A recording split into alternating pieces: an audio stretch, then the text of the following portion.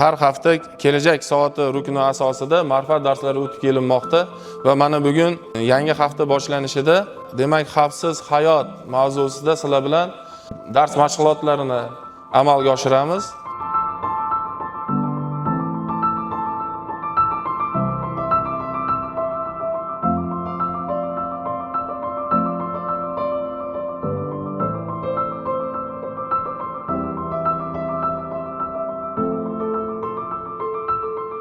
Nima uchun xavfsiz hayot mavzusi qo'yilyapti? Talabalarda xavfsizlik hamda sog'lom ijtimoiy munosabatlar uchun shaxsiy chegaralari ahamiyati va aniq tasavvur hosil qilish, o'zlari va boshqalar uchun demak hurmatga asoslangan muxtiyar etish ko'nikmalarini shakllantirishdan iborat.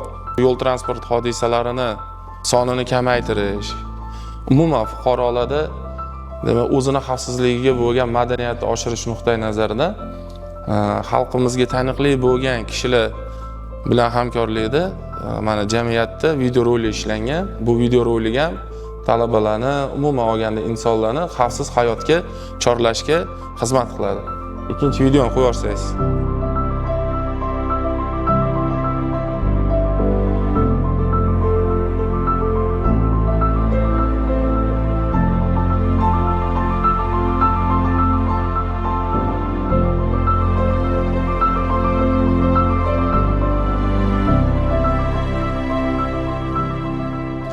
Xavf bu faqat jarohat, yong'in yoki toshqin, sel, hokazo bir qish hodisalar bilan bog'liq bo'lmaydi. Ba'zan sizga shunchaki qiziq video, o'yin, trend yoki like yig'ish uchun olinadigan videolarning orqasidan ham kelib chiqishi mumkin.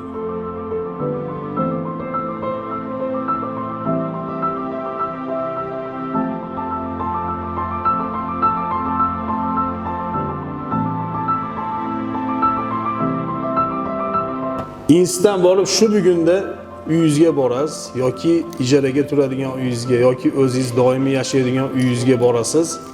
Birinchi navbatda ota-onangiz tomonidan sizga beriladigan topshiriq nima? Kim aytib bera oladi birinchi navbatda?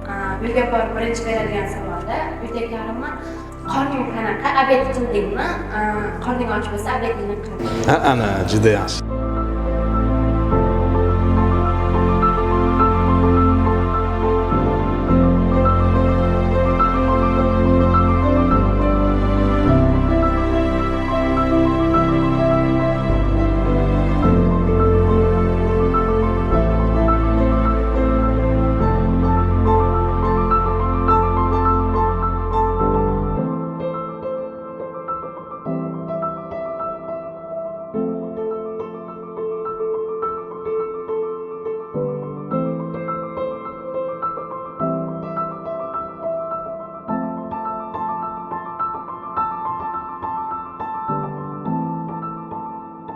Gulsanam do'st taklif qilsa ham daryoda cho'milgani bormaydi.